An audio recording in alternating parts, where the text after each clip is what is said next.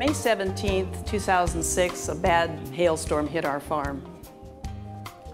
Ralph and I stood at the dining room door that overlooks our orchard and watched it roar up the Snake River Gorge.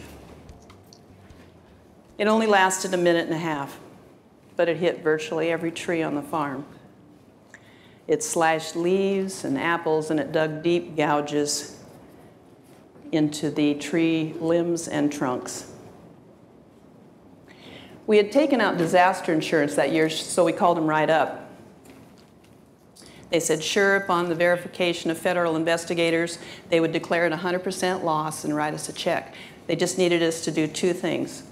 One, leave everything exactly as it is, and two, send your people home, tell them to come back next year. Well, our trees looked like wounded warriors. Sap was bleeding through cracked bark. They needed to start the recovery process as soon as possible, and to do that, they really needed to be relieved of the weight of the fruit they were carrying. Some of it we thought might be salvageable. And our people, all immigrant families, we'd worked pretty hard to create as close to year-round jobs as possible so that they wouldn't have to keep moving around. Their kids had attended so many schools that they often gave up and dropped out. What were they going to do? Where were they going to go? In the end, we decided to keep everyone working. They spent that year and the next nursing most of those trees back to health while we continued bugging the insurance company for at least a partial return. Miraculously, at the end of that year, we were able to pay off all our bills. Ralph was 15 when he got the first installment of the vision that's really become the central organizing principle of our adult lives. He was listening to a missionary speak about kids in India, and he remembers telling his teacher, I think it'd be cool to own an orchard when I grow up and help kids. So a few years later, when we got married, we were able to get a loan and we bought our first orchard and promptly lost every crop for the next few years. And we're just finally becoming profitable when we experienced a radical shift in our labor force, away from white US migrant families to Latino immigrants. So at that point, the vision morphed.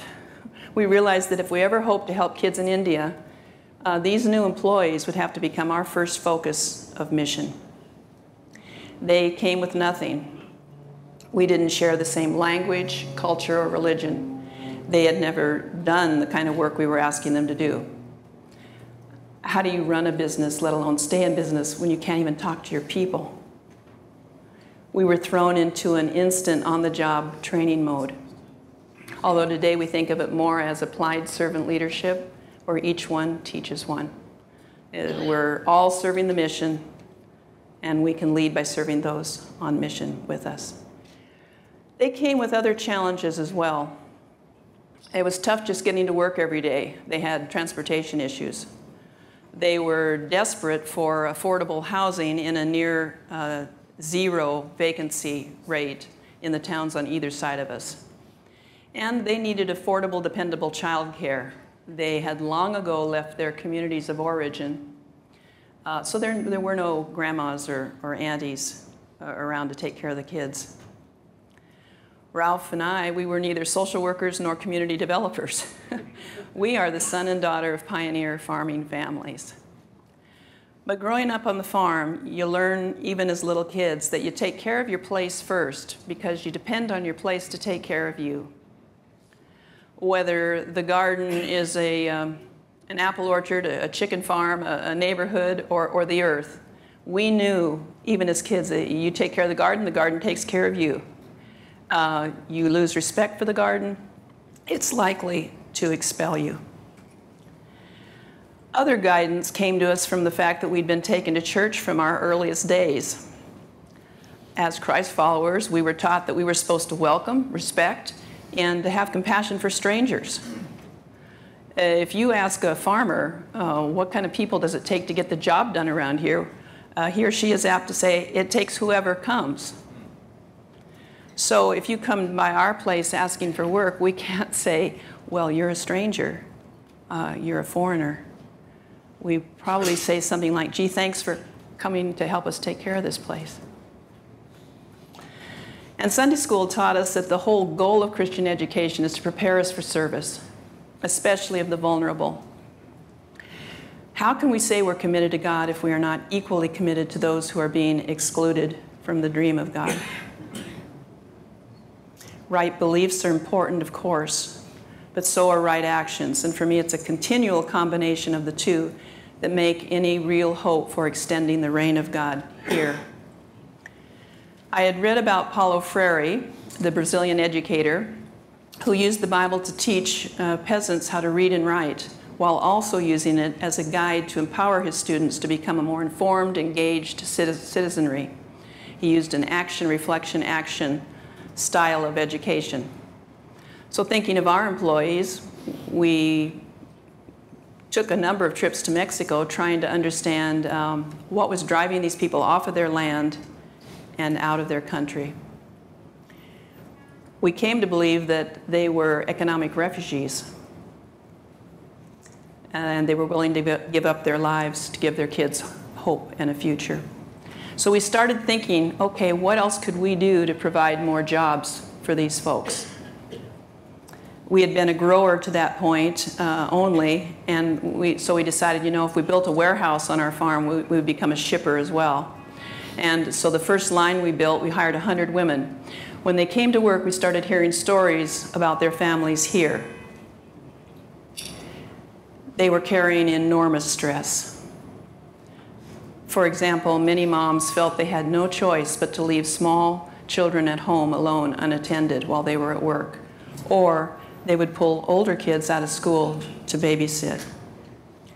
One mom would lock her 4 small children in the apartment they were renting each day, and upon threat of pain, she would say, "Do not open this door for anyone under any circumstances." One day, somebody came pounding on the door saying that the apartment next door had just caught on fire. And they wouldn't open the door. Luckily, Mom showed up in time to grab them, but they were left traumatized. Thinking about situations like that from a workplace perspective, Ralph tells me that if so much as a fragment of a leaf is found in a box of apples that is being loaded onto a semi bound for export, the inspector has the right to overturn the whole load. For us, that means about a $25,000 loss. So it's pretty important for line sorters to stay focused on those apples that are running very quick across their work area. But what if you are sitting there wondering, I wonder if the kids are at home burning the house down? How well are you concentrating on your job then? What level of stress does that cause? What impact does that have on your health and your ability to hold down a job? So we decided to build an on-site daycare center. Now, at the time, there weren't enough qualified childcare workers anywhere around, especially those who spoke Spanish. So we hired the local community college director of their daycare to help us out for a couple years and train some of the women that were working on our line to basically keep kids safe, fed, and busy. From those humble beginnings, today all of our preschool teachers receive their early childhood education certificates. When you have small kids in your care, you learn a lot more about what's really going on in the family. And when we learned that a number of our families were living in substandard housing and heard stories about rats biting their kids while they slept at night, again, we knew something needed to happen. Finding no housing entity to partner with, we finally took out a loan and built 100 2-, 3-, and 4-bedroom homes right across from our warehouse. We included a gym and a chapel. The new residents named the community Vista Hermosa, beautiful view. One of my most precious memories of those early years at Vista was having the privilege of watching some people learn to read using the Bible at our Saturday night ecumenical chapel services. After that, little by little, our families began to relax a little. They grew in their faith. They started becoming more interested in really learning how to serve and lead in their work areas. Some began dreaming of owning their own homes. We began addressing health issues. I can remember Veronica saying, "You know why the women around here don't smile? It's because their teeth are so bad." When we first built Vista Hermosa, the majority of Latino students were dropping out in the United States. Educators told us the kids need to know how to read and write and feel socially connected by grade 3, or they start heading towards dropout increasingly every year after that. So we built an elementary school on our farm. We felt we had to offer our children a more positive, personal approach so that they could really put roots down into their educational journey. Little by little, they started staying in school, graduating from high school, and dreaming about what they'd really like to do with their lives. Over the last 25 years, Vista Hermosa Foundation has sent literally hundreds of students through colleges and universities. And today, they are serving this country in an amazing array of professions. Of course, we have scores of master farmers, you'd know that. We have mechanics, we have policy analysts, we have software developers, and we have teachers. Omar was an angry 15-year-old boy when his family came to our farm. Today, Omar is 38, he's a teacher, and he's just been nominated for Washington State Teacher of the Year. A generation later, we find our work now involves shaping workers not only to perform better at Broetje orchards, but to make positive contributions to other communities in which they will live and work and raise their families. Additionally, the people who built our company make it possible for us to be working in 5 or 6 other countries each year with the privilege of nurturing servant-led communities of practice. It's been said that you won't save places you don't love. But it's hard to love places that you don't know. And it's pretty tough to know places that you haven't learned in all their uniqueness. As we continue to learn how to love our place and those who tend it with us, our place loves us back.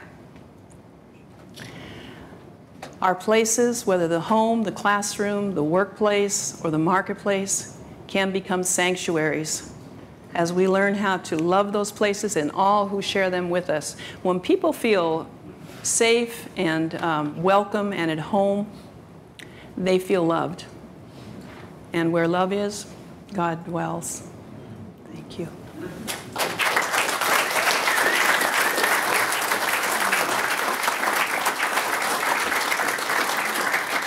One question on my mind is, in business, so much we hear about short-term gain. And your story has such a history with Ralph's decision at 15 to want to do these things and the focus on India and long-term. How has your faith, and how can we take what you have learned and apply it to the church that may now be caught up also in short-term gain? How has your faith given you that longevity of view? Well, you've heard the cliche, easy come, easy go. It's not quite like that. It takes everything you've got. But we do believe that if God called us to that work, God will see us through. But more than that, it's really falling in love with our people.